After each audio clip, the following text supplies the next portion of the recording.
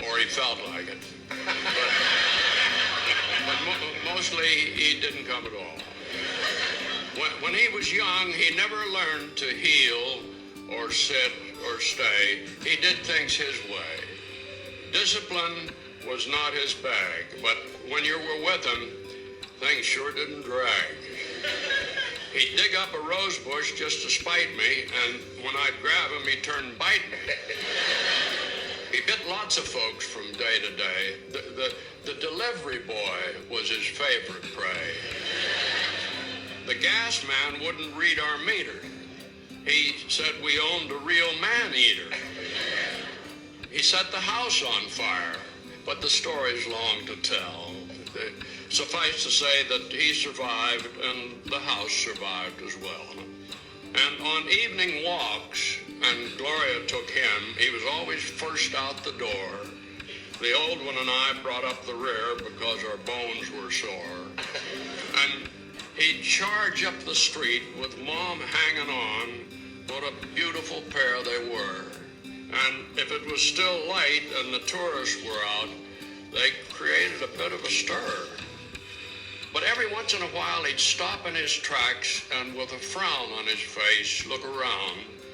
It was just to make sure that the old one was there to follow him where he was bound. We're early to bedders in our house. I guess I'm the first to retire. And as I'd leave the room, he'd look at me and get up from his place by the fire.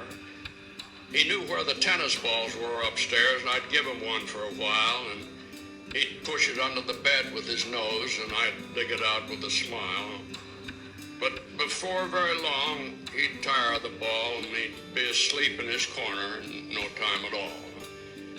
And there were nights when I'd feel him climb upon our bed and lie between us, and I'd pat his head.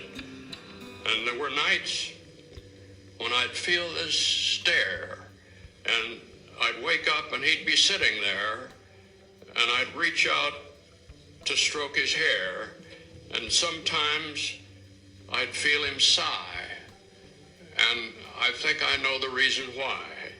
He'd wake up at night and he would have this fear of the dark, of life, of lots of things, and he'd be glad to have me near. And now he's dead.